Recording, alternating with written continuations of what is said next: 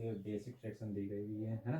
तो इन basic fraction को आखिर ये कैसे चेंज करते हैं, यानी जो भिन्न सामने दे रखी है इस भिन्न को प्रतिशत मान में कैसे चेंज करते हैं। तो हम लोग बहुत ही अच्छी तरीके से हम लोग सीखेंगे कि इस भिन्न को प्रतिशत मान में कैसे चेंज करते हैं और प्रतिशत मान को भिन्न के मान में कैसे चेंज करते हैं, है ना।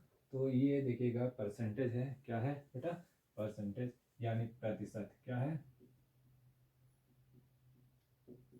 परसेंटेज यानी कि प्रतिशत। तो हम लोग आज क्या पढ़ने वाले हैं, प्रतिशत पढ़ने वाले हैं। तो अब हम समझते हैं कि किस तरीके से इसको चेंज किया जाएगा। तो आइए हम लोग इसको आसानी से समझते हैं कि जैसे यहाँ पे लिखा हुआ है, कितना लिखा हुआ है, 1/2 यानी 1/2। तो 1/2 इस भिन्न को किस में बदलना है, हमें प्रतिशत मान में बदलना है।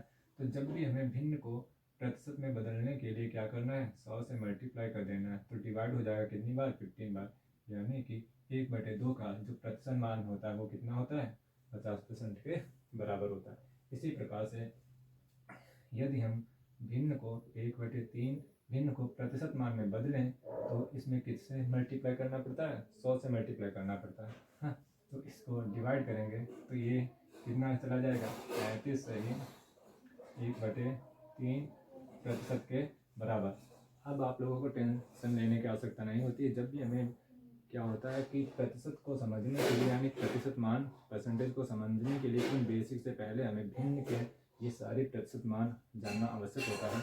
अब आपको कॉम्पिटिटिव एग्जाम में जब भी आपको अच्छे बेहतरीन नंबर लाने होते हैं तो सबसे पहले हमें इसके बेसिक चीज़ें जानना जरूरी होता है ना। तो यहाँ पर देखेंगे 1/4 क्या है, 1/4 इसको किससे मल्टीप्लाई करना पड़ेगा, 100 से। तो ये will be get by 100 to 25%, है ना। यदि आपसे पूछे कि 1/4 का मान कितना है, 25% के बराबर। इसी प्रकार से यदि 1/5 है, इसमें किससे मल्टीप्लाई करना पड़ेगा, 100 से करना पड़ेगा। तो ये भी कितना से डिवाइड हो जाएगा, 20% के बराबर, है ना। ऐसे ही जितनी ये सारी जो बेसिक फ्रैक्शन है बेटा आप लोग ये नोट कर लेना, है ना। वो इनको आसानी से हम लोग किस में बदल सकते हैं, प्रतिशत मान में बदल सकते हैं। इसी प्रकार से और भी देखिएगा 1/6 लिखा हुआ है। तो 1/6 इज मल्टीप्लाई इक्वल टू क्या हो जाएगा, 96 यानी 16 सही 2/3% के बराबर, ठीक है। तो इसी प्रकार से 1/7 है।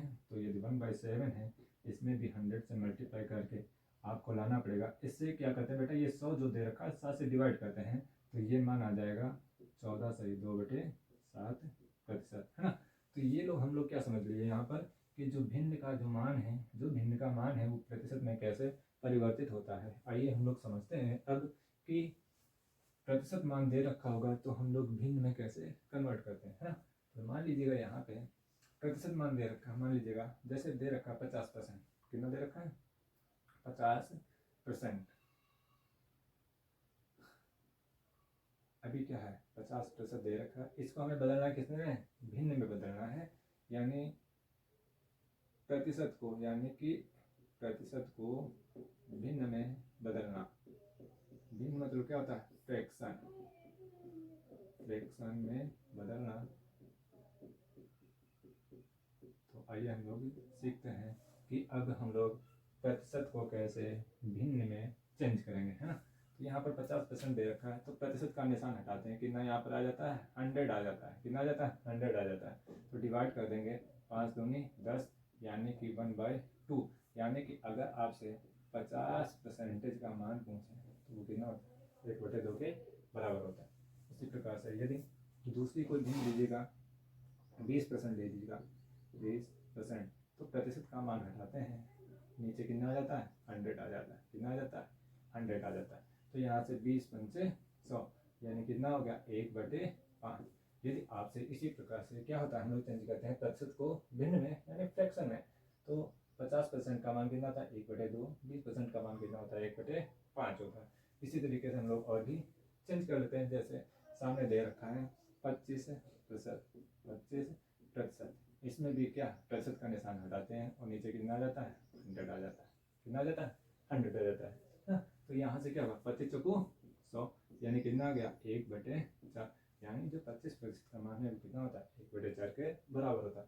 सामने लिखी हुई हैं सारी बेसिक फ्रैक्शन है बेटा, आप इनको एक बार क्या करना है, बिल्कुल रट्टा नहीं मारना है, इनको आप लोग बार बार प्रैक्टिस करेंगे। और भी बहुत सारी बेसिक फ्रैक्शन होती हैं उनको हम लोग सीखेंगे ना। तो यहाँ पर अभी हम लोग बेसिक फ्रैक्शन के बारे में सीख रहे हैं कि कैसे ये चेंज होता है, यानी कन्वर्जेशन किस तरीके से होता है ना। मान लीजिएगा यहाँ पर लिखा हुआ है 10%, कितना लिखा हुआ है 10%, तो 10% का निशान हटाते हैं तो नीचे कितना आ जाएगा 100 आ जाएगा। 10,100 कितनी बार चला गया 10 बार, यानी कि अगर आपसे 10% का मान पूछे 1/10 के बराबर होता है। ऐसे इसी प्रकार से ये सभी जो होती है फ्रैक्शन होती है उनको हम लोग आसानी से चेंज कर सकते हैं, ठीक है मैडम। तो आइए अब हम लोग आगे भी सीखते हैं इसके बारे में।